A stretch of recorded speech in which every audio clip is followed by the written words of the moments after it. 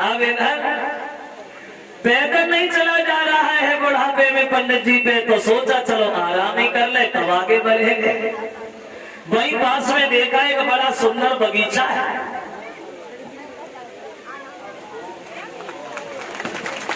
तो सोचा चलो यही जगह उचित रहेगी, यही आराम करते हैं। ये विचार करने के बाद पंडित जी सोचते हैं कि अब तुम्हारी मिलवाला, बोले कि अब तुम्हारी मिलवाला, कई बगिया में तुम्हारी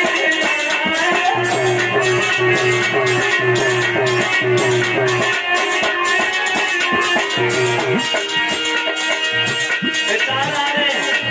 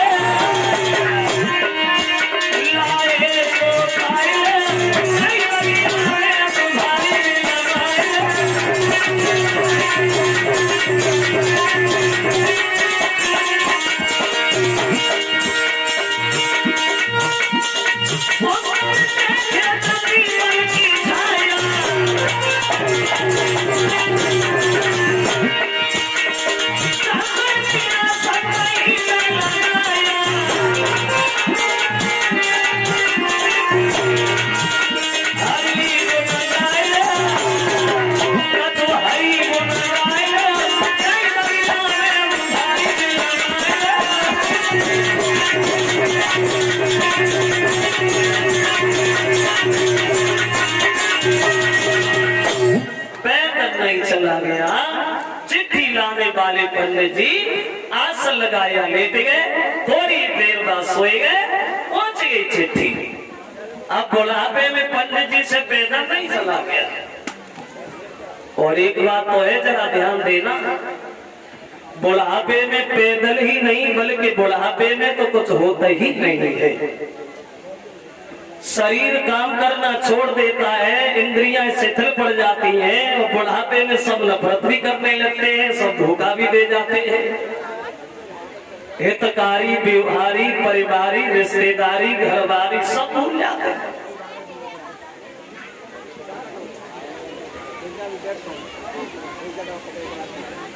बुढ़ापे में बड़ा कष्ट होता है, श्रोता अग्रवाल है।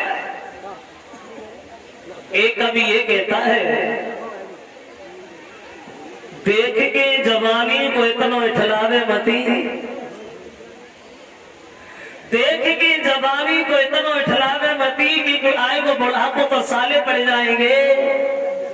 और लेटत में खड़िया की पार्टी पे रहे वो हाथों चलत में लठिया के लाले पड़ जाएंगे। वो दिन तेरी जिंदगी में आए बहुत कष्ट मिलता है बुढ़ापे पे। और ये बुढ़ापा भी हर आदमी से बड़ा प्यार करता है। जैसा हमने उस दिन बताया था कि दो चीजें प्रकृति ने ऐसी बनाई हैं जो हर आदमी से बड़ा लगाव रखती है, बड़ा प्रेम रखती है। दो चीज, एक मौत और एक बुढ़ापा। मौत और बुढ़ापा। और लोग इससे बचने के लिए, बुढ़ापे से दूर रहने के लिए अपना सब कुछ उपाय भी करते हैं, लेकिन उपाय नहीं चलता। सब कुछ करते, क्या नहीं करते? देखा कि थोड़े बाल सफेद भाई मजे में रह जाई कराए आए, हम काम उड़े, हमें ऐसे नहीं, लेकिन पीछा नहीं छुटा मौत से, बुढ़ापे से। यहाँ आए हो तो हर पल हर दिन किसी को नहीं रहना है भक्तों, जाना। धीरे धीरे सब चले गए, जो रह गए वो भी चले जाएंगे। हर पल किसी को नहीं रहना। नंबरदार, असरदार, कदरदार, हवलदार, थानेदार, सूबेदार, पल्लेदार, जमींदार, रिश्तेदार, मतलब जितने थे दार वो सब निकल गए। और जो रह गए वो भी चले जाएंगे, यहाँ किसी को नहीं रहना। और जाना तो उन्हीं लोगों का उनका नाम लेती रहे। जाना तो नहीं है जो तुम्हारे जाने के बाद लोग तुम्हें याद करें और तुम्हारी याद में आंसू आए। जानवरों की तरह पेट भरते रहे, जिंदगी में कुछ कर नहीं पाए, पेट भरने के अलावा तो सियाने से फायदे क्या होगा? ना आते कोई बड़ी आते काय को भावी उठाई। जाना तो है ही है, पता नहीं जिंदगी देखते देखते लड़कपन, देखते देखते बुढ़ापा, देखते देखते मौत आए चले गए, ये नहीं पता चला कब आए कब निकले गए। तो पंडित जी जो है सो गए। तो कन्हैया ने देखा कि चिट्ठी लाने वाले पंडित जी तो रास्ता में सो गए, तो उन्होंने योग माया द्वारा उठवाया, द्वारे का मिलटवा लिया। पंडित जी की आंख खुली तो पंडित जी विचार करने लगे, परमात्मा जी नहीं मालूम पड़ा कब आ गया, सोते सोते आ गया, बड़ा कृपा रही आपकी। भक्तों, ये 51 रुपया हमें भेंट कर रहे हैं ललिता यादव, पखना, बिहार, फरुखाबाद।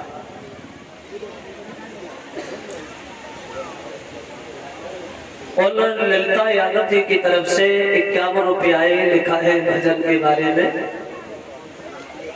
चलो देखते हैं। 201 रुपए का हार ये मनीष यादव नगला खुशाली के रहने वाले हैं।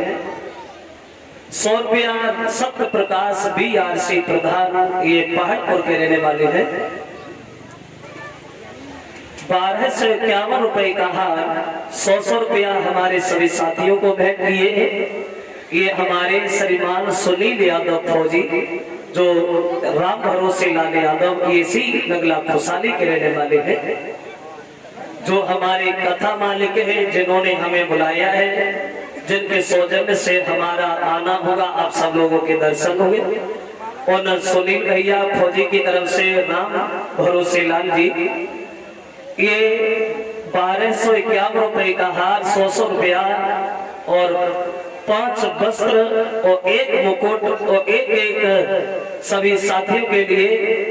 और ये अंग वस्त्र जो भेंट कर रहे हैं, एक आचार्य और हमारे लिए 5 वस्त्र 100 रुपया हमारे सर्विस को भी भेंट किए हैं। 5 वस्त्र दिए हमारे सुनील फौजी राम भरोसे जी ने।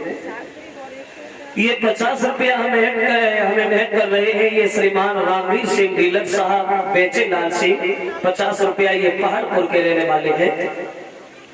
और 51 रुपया विपिन उर्फ बंसी और 51 रुपया रत्नेश यादव, दोनों भाई ये राजेपुरा के रहने वाले हैं। और ये 100 रुपया डेविड उर्फ सनोद विपेंद्र सिंह और आईवीर सिंह, ये अग्रहण, ये सनौ सत्येंद्र सिंह पहाड़पुर के रहने वाले हैं। और 500 रुपए का हार आया है श्रीमान जयवीर सिंह जी, इसी गांव नगला खुशाली के रहने वाले हैं। 51 रुपया भेंट कर रहे हैं अनिल फौजी, ये ग्राम भरेंदा के रहने वाले हैं। और 51 रुपया कुलदीप फौजी, उनकी तरफ से कह रहे 1 लाइन आल्हा सुना दीजिए। चलो देखेंगे, सुना दूंगा और आज तो सुना भी जाऊंगा, आज सुनाऊंगा, बिल्कुल सुनाऊंगा। ये 101 रुपया शिव यदुवंशी करहेल यूट्यूब चैनल, जो ये शिव यदुवंशी करहेल यूट्यूब चैनल वाले शिवाजी की तरफ से 101 रुपया हमारे करीब आया है। 500 रुपए का हार रिया यादव पुत्र श्री राम भरोसे लाल, ये स्वास्थ्य विभाग नगला खुशाली। और 50 रुपया विवेक ड्राइवर, ये राजेपुरा के रहने वाले हैं। और ये 500 रुपए का हार हमें भेंट कर रहे हमारे श्रीमान प्रमोद यादव, ये ग्राम विकास अधिकारी, ये नगला खुशाली के रहने वाले हैं। और प्रमोद की तरफ से 500 रुपए का हार आया है। और ये 500 रुपया हमें भेंट किए हैं श्रीमान शिवम यादव, सॉफ्टवेयर इंजीनियर, पुत्र श्री मुकेश यादव, ये राजेपुरा कुरावी के रहने वाले हैं। लिख रहे हैं भजन के बारे में, अभी सुना रहा हूँ। और ये 50 रुपया भेंट किए हैं मुनेश यादव, 50 रुपया प्रवेश यादव राजेपुरा, 50 रुपया बिमल यादव सनो रामवीर सिंह LIC सलाहकार, ये राजेपुरा के रहने वाले हैं। उनकी तरफ से पंडित जी कन्हैया से मिले हैं और कन्हैया बोले हैं ब्राह्मण देव आप कहां से आए हो? कहने लगे हैं मोहन कुंदनपुर से आया और ये खत भेजा है, रुक्मिणी का खत लेके आया हूं मोहन। कन्हैया ने खत लिया, पढ़ा, बोले क्यों पंडित? इसमें तो ससुराल का भी नाम है। हाँ आ गया है, तो ससुराल आ गया तो तुम हमारे पास आए पाए पंडित जी है? उसी लड़की से ये कहते कि उसी के साथ चली जा, मैं क्या करूंगा? कहने लगे हैं मोहन वो लड़की मर जाएगी लेकिन ससुराल के साथ हरगिज नहीं जाएगी। कन्हैया बोले लड़की मर जाएगी तो क्या लड़की के पीछे मैं मर जाऊं? पंडित जी तो भैया से जाके मिलो कौन से ये कहना कि अब हम जा रहे हैं और जब तुम्हें लोग विदा करेंगे तो हम कोई ना कोई उपाय भी ढूंढ लेंगे। अब पंडित जी जो है वो बलराम से बोले भैया हमारा जो काम था वो काम तो हो गया, अब हमें आज्ञा दे दो हम अपने घर पे जाएं। तो बलराम बोले पंडित जी कुछ दान की आवश्यकता है क्या? बोले नहीं नहीं दान नहीं, अब सिर्फ हमें आज्ञा चाहिए, अब हमें आज्ञा दे दो। अब वो पंडित जी जो है बोले कि अब आज्ञा हमको दे दीजिए और हम अपने घर को जाने।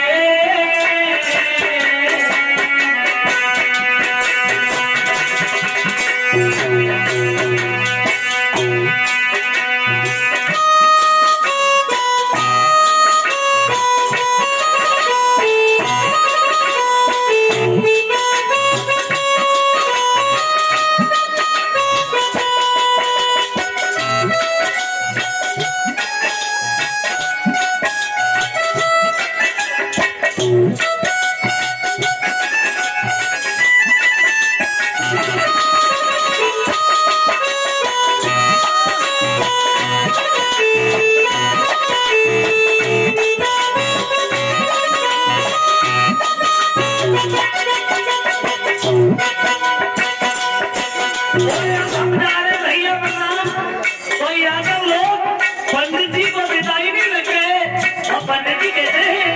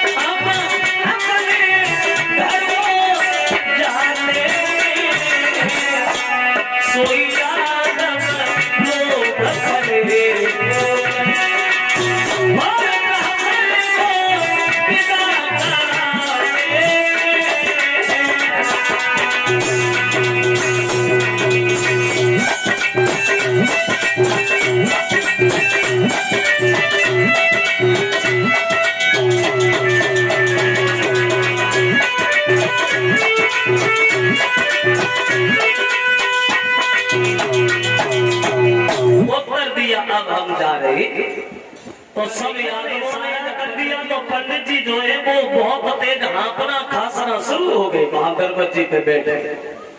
तो बलराम बोले क्या पंडित जी घोड़ा आता है या मृगी की शिकायत है लगाओगे क्या?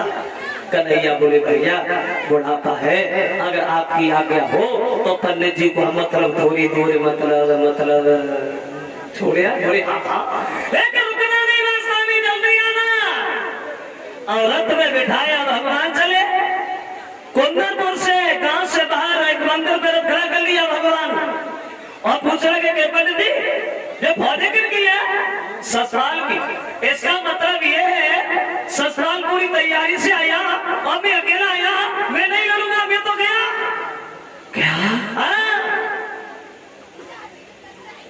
अकेले में अगर मिलाओगे तो लिए हो जाएंगे, लेकिन हम लड़ नहीं पाएंगे, अकेले की बात है। हाँ तो ये मंदिर है, हाँ इसी पे खड़े हो जाओ तो हम पूजा करने के बहाने से भेज रहे, औरत में बैठाना चले जाना काम कैसी रही। भगवान बोले बहुत बढ़िया। अब भगवान मंदिर पे, रुक्मिणी घर पे, रुक्मिणी के पास पंडित जी पहुंचे तो पंडित जी को देख करके रुक्मिणी भागी। दोनों हाथ जोड़ के खड़ी हो गई। ब्राह्मण देव क्या भगवान आ गए, कितने हाथी आए हैं, कितने घोड़ा आए हैं, कितनी फौजें हमें लेने आई। पंडित जी बोले चुप रहा, हाथी घोड़ा अकेलो आओ है, सो सवा भरोसा धरो है। अभी तक तो हमने देखो नहीं है, तो पहली बार देखो तो सवा डांबर जैसो ड्राम धरो है। अरे ससपाल देखने में अच्छा तो लगता है, क्या देख लिया पूरी कन्हैया में। कहने लगी पंडित जी आप समझ नहीं पाए। क्या नहीं समझ पाए? और बड़ी बोली पंडित जी सुनो,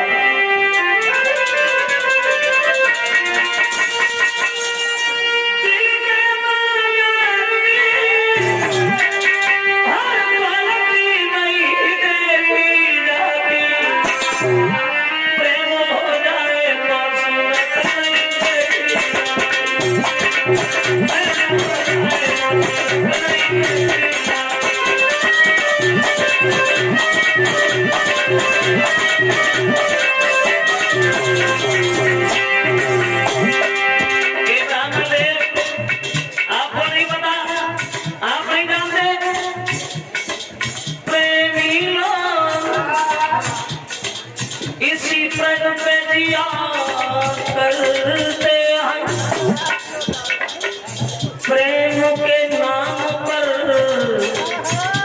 जो प्राण दिया करते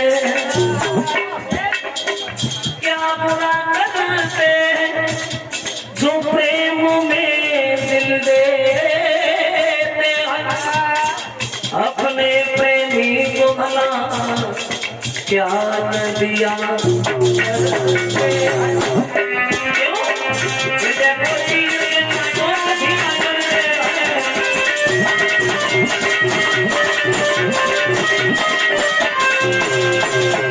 समझ गए समझ गए समझ गए। अकेले आए मंदिर पे खड़े, पूजा करने के बहाने जा रथ में बैठना, चुपचाप निकल जाना, ठीक है ना। कहने लगे पंडित जी आपका बड़ा एहसान रहा जो आपका नैया को लेके आए, अब आप जा हम जा रहे आप जा। पंडित जी बोले हाँ मतलब नहीं करेगा, सीधी से कह दिया हम जा। रोटी रोटी खिलानी करे, खिलानी भूख लगी है, आज नहीं खिलाऊंगी। क्यों नहीं खिलाऊंगी? सुनाना क्यों नहीं खिलाऊंगी पंडित जी कि तुम हो जाता तुम्हें कराए तो पंडित तेरा घर ही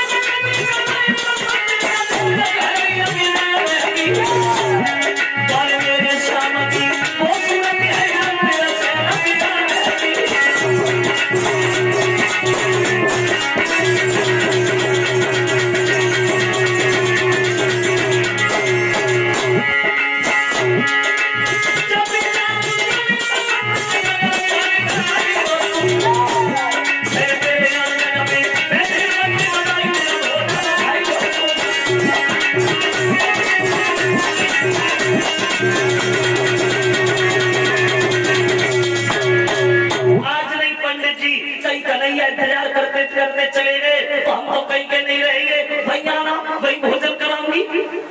कोई बात नहीं, अकेले आए अकेले जाना, रथ में बैठना, चुपचाप निकल जाना। चली है पूजा की थाली सजा के वो रुक में अब समाप्त रुको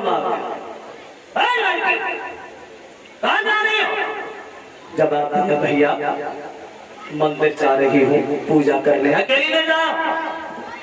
इधर 5 लड़कियां हमारे पास आ और इसके साथ जा और पूजा करा के रास्ता में कहीं रुकना नहीं, जल्दी आना। अब 5-6 लड़कियां रुक्मिणी के साथ चले हुए अकेले तैयार हो गई। वहां रुक्मिणी गांव से नहीं बोली, बोली जा से ना को मंदिर में उदमना मचाए कन्हैया चले ना जाए। और जब नाए बोली एक लड़की बोली कह पहले जब खूब बातें करो करके अब कुछ बोली नहीं रही, दूसरी बोली चुप रहा, अब बरात ना आएगी तब मन के मैं चनकी बातें मत बोले कहा करना है।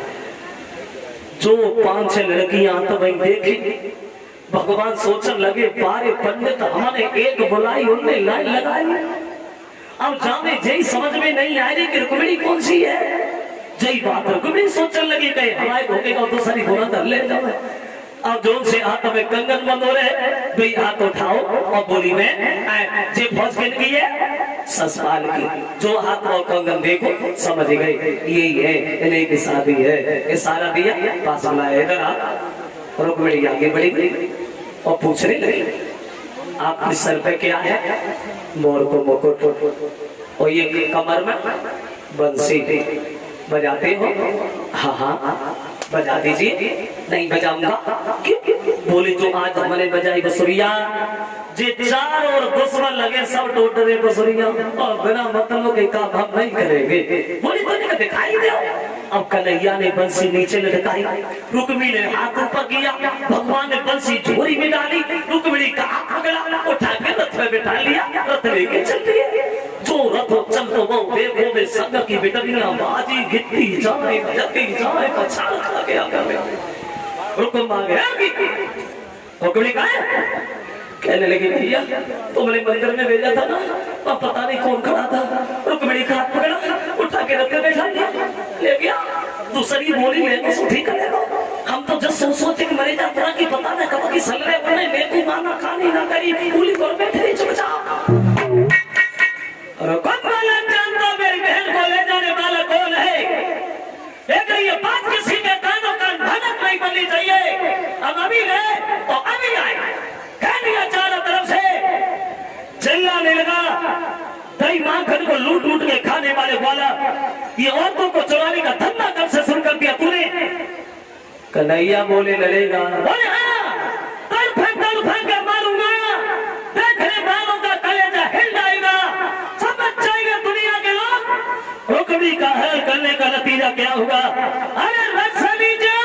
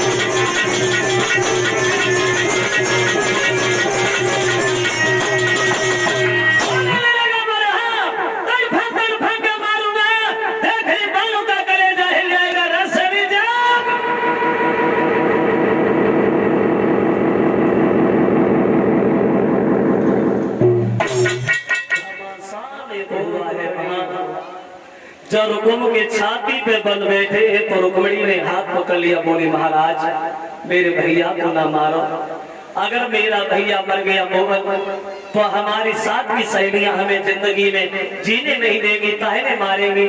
ऐसी शादी की भैया भी खा लिया, मेरे भैया को छोड़ दो कन्हैया। रुक्म को छोड़ा, रथ के पीछे बांध लिया और जब रुक्म के पीछे रथ को बांध लिया है, चल दिए भगवान। इधर बलराम सोचने लगे सुबह से गए अभी नहीं आए, पता नहीं कहाँ चले गए। तो एक लड़का बोला भैया पंडित जी आए थे ना, हाँ हाँ खाली हाथ थोड़ी आए थे, एक लड़की की चिट्ठी लाए थे। क्या? हाँ भाई गए, भागे बलराम के साथ। ये लड़की की चिट्ठी डाले तुम? कहने लगे भैया मेरा दोष नहीं है, इसी ने खतरे जाता। क्यों तूने ऐसा कर किया? कहने लगी भैया मेरा भैया मेरी शादी अपने साले से करा रहा था इसलिए। बलराम बोले क्या कहा? भैया तेरा शादी साले से, चिंता न कर, हम तेरे भैया को ही छोड़ेंगे। पीछे मुड़ के देखा कैसे ये रस्से किसे मालिया? कहने लगे यही तो साले साहब है, उनको तो बेल ही बीच में आएगी ना, साले मोसाली वही पे छोड़ते। बोले छोटा से रुकम को छोड़ दिया, भागा भागा रुकम पहुंच गया जहाँ ससुराल बैठा है। खबर मिली रुकमणी का हरण हो गया। बोले कोई बात नहीं, दोनों को हाथी से को चलवा दो और छीन लो लड़की को।